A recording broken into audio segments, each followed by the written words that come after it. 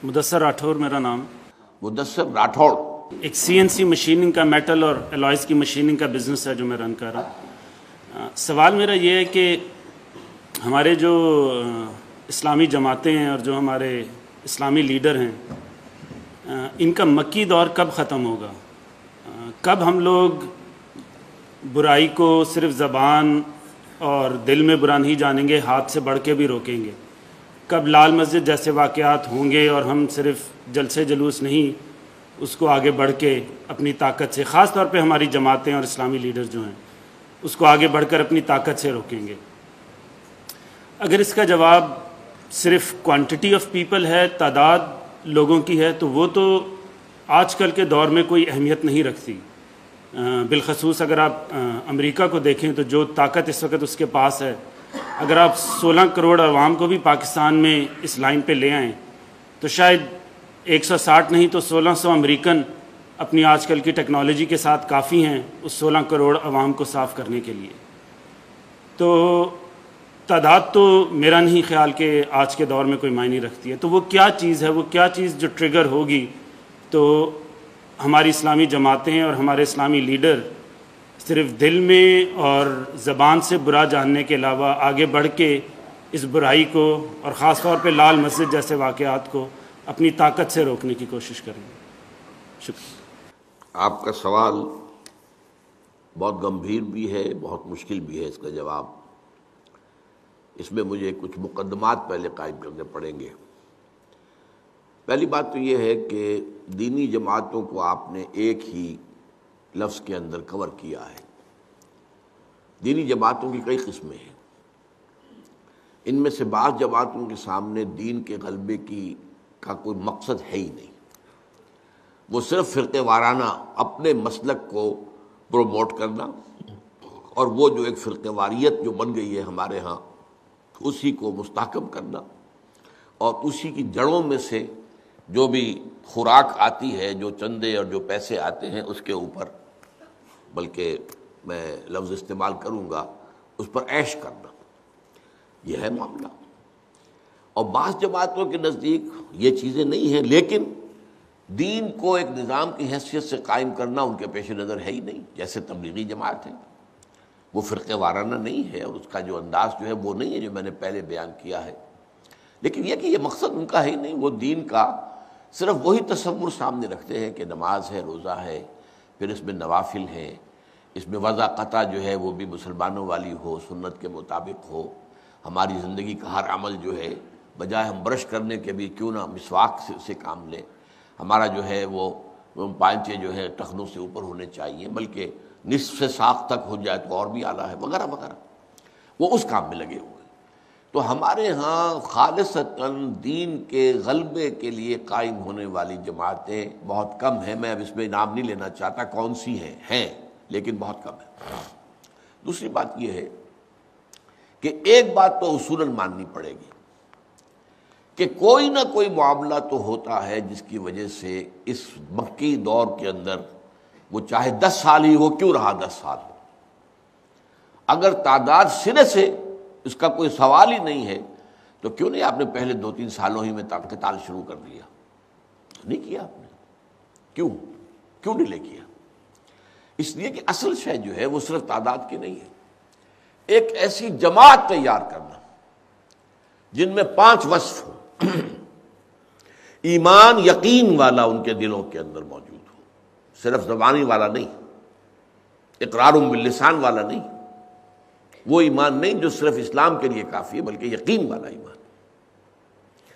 شریعت جس پر بھی عمل ہو سکتا ہے لازماً کر رہے ہوں، جو بالکل نہیں ہو سکتا وہ اور بات ہے، لیکن چاہے کتنا ہی مشکل ہے لیکن ہو سکتا ہے.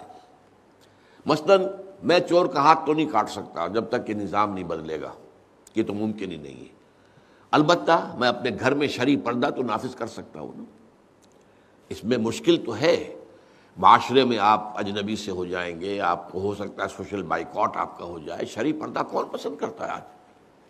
کون داماد پسند کر سکتا ہے کہ وہ اپنے سسرال جائے تو باہر بیٹھک میں بیٹھے، گھر کے اندر نہ جائے؟ اس کے اندر تو اس کی سالیاں بھی ہیں اور سالیاں جو ہے اس کی نامحرم ہیں.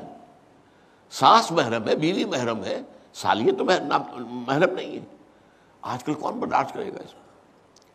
نمبر 3، وہ اتنے منظم ہوں کہ ایک امیر کے حکم کے اوپر حرکت کریں، جب کہا جائے تو آگے بڑھیں، جب روکا جائے تو رک جائیں، سب ہوتا ہے۔ نمبر 4، ان کے دلوں کے اندر سے ہر آرزو ختم ہو چکی ہو سوائے اللہ کے دین کے غلبے کے، اللہ کو راضی کرنا، آخرت کا کی جزا جو ہے اور آخرت کی فلاح، اور اللہ کے دین کو غالب، اپنی کوئی ذاتی غرض، کوئی ذاتی مقصد، کوئی ذاتی انٹرسٹ، کوئی ذاتی مفاد، چاہے وہ شہرت کے درجے میں ہی ہو، چاہے وہ مشہوری کے درجے میں ہی ہو، چاہے یہ کہ وہ فتوحات کے حوالے سے، یہ تمام چیزیں ان کے اندر سے نکل جائیں، تزکیہ ہو جائے ان کا، منظم ہو سب و طاعت، ایک امیر کے پیچھے وہ یہ کام کریں۔ یہ جماعت بنانا جان جوکھوں کا کام ہے، آسان کام نہیں ہے۔ جذباتی نعرہ لگا کے میدان میں آ جانا اور 150 آدمی قتل کروا دینا، یہ تو بڑا آسان کام ہے، اس میں کوئی زیادہ محنت نہیں لگتی۔ حضور کو 12 برس لگے ہیں ایک ایسی جماعت بنانے میں، 10 برس میں بمشکل 100 آدمی ملا ہے، 10 برس۔ اور داعی کون ہے؟ محمد صلی اللہ علیہ وسلم، جن سے بہتر داعی کوئی ممکن نہیں، جن سے بہتر مبلغ کوئی ممکن نہیں، جن سے بہتر مربی اور مزکی کوئی ممکن نہیں، اور ان کی محنت کا نتیجہ کیا ہے؟ 100 برس ایک ایک کے لیے جھولی پسار کے اللہ سے دعا مانگ رہے ہیں، اللہ میری جھولی میں عمرو بن ہشام یا عمر بن خطاب میں سے ایک کو تو ڈال دے۔ یہ دونوں یہاں کی زوردار شخصیتیں ہیں، ان میں سے ایک بھی ایمان لے آئے تو مسلمانوں کو یہ جو فقراء مسلمانوں کے یہ غلام یہ جو آ گئے ہیں، جو بری طریقے سے پس رہے ہیں، تعذیب جو ہے، پرسیکیوشن کی چکیوں میں، شاید کوئی سہارا مل جائے۔ تو یہ کام ہے اصل میں، اس کے بغیر میدان میں آ جانا یہ گویا کہ جو نبوی حکمت عملی ہے اس کے خلاف ہے۔ ہوا کیا ہے؟ لال مسجد کا معاملہ اسی نوعیت سے ہم نے اسے غلط سمجھا، شروع سے غلط سمجھا ہے کہ یہ ایک ملک گیر جماعت آپ بنائیں، ملک گیر جماعت۔ یہ لال مسجد کیا ایک مسجد ہے، اس مسجد کے اندر کچھ خواتین لڑکیاں پڑھ رہی ہیں، وہ مدرسہ ہے ان کا، انہیں آپ نے لاٹھیاں دے دی۔ آپ سوچیے تو صحیح کہ آپ کیا کرنے چلے ہیں۔ لیکن یہ کہ ظاہر بات ہے کہ حکومت کی بدنیتی اس میں شامل تھی، اگر پہلے دن روکنا چاہتے تو آسانی سے روک دیتے، چند دن گیس اور بجلی کاٹ دیتے تو معاملہ ختم ہو جاتا۔ پانی بجلی گیس کاٹ دیجئے، کتنی دیر تک صبر کر لیتے ہو؟ لیکن یہ کہ انہوں نے چاہا اس شخص نے، مشرف نے، کہ یہ چھوٹی سی پھنسی جو ہے بڑا پھوڑا بن جائے تاکہ پھر میں اس میں چیرا دوں گا تو دنیا کو نظر آئے گا اور معلوم ہو جائے گا کہ دنیا جو ہے وہ مان لے گی کہ واقعی یہ شخص جو ہے، یہ فنڈامنٹلزم جو ہے، اسلامک فنڈامنٹلزم، اس کے خلاف جو ہے ہمارے مقاصد کو صحیح طور پہ پورا کر سکتا ہے۔ شاباش مل گئی بش سے بھی، یورپین یونین سے بھی، چائنا سے بھی شاباش ملی۔ تو اس حوالے سے اس طریقہ کار کے بارے میں غور کرنا۔ دیکھیے آپ نے ایک مثال حضور کے سامنے رکھی، ایک مثال حضرت نوح علیہ السلام کی، وہ بھی اللہ کے رسول تھے کہ نہیں؟ 900 برس تک دعوت دیتے رہے، نہیں آئے لوگ، تو کیا کریں؟ کیا اکیلے کھڑے ہو جائیں، اکیلی جنگ شروع کر دیں؟ کیا کیسے ممکن؟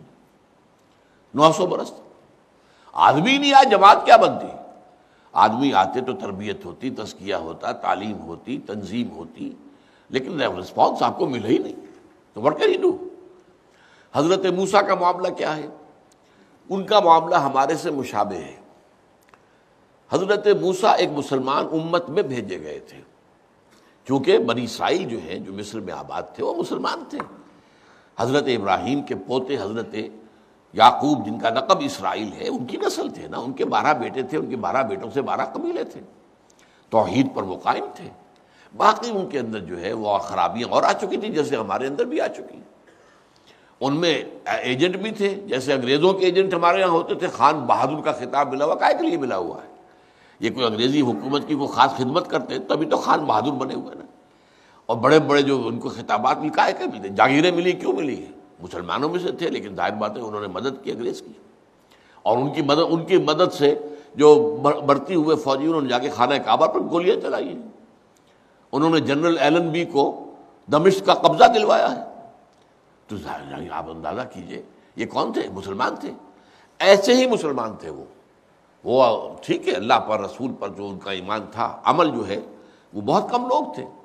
چنانچہ جب وقت آیا ہے قتال کا، 6 لاکھ افراد تورات بتاتی ہے کہ مصر سے نکلے تھے، بنی اسرائیل کے 12 قبیلوں کے بوڑھے بچے عورتیں، یہ گنتی کر کے لکھی ہوئی ہے، بک آف نمبرز، یہ تورات کی ایک کتاب ہے باقاعدہ، اس میں 12 لاکھ۔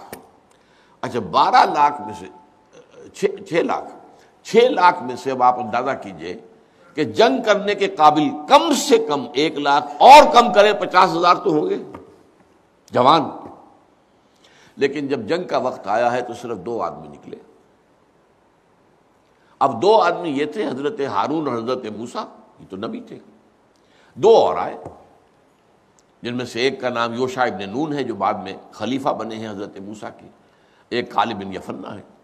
اب حضرت موسیٰ نے عرض کیا اللہ انی لا املک الا نفسی واخی، مجھے تو اپنی جان کا اور اپنے بھائی کی جان کا اختیار حاصل ہے، اور زیادہ کا اختیار تو حاصل نہیں ہے۔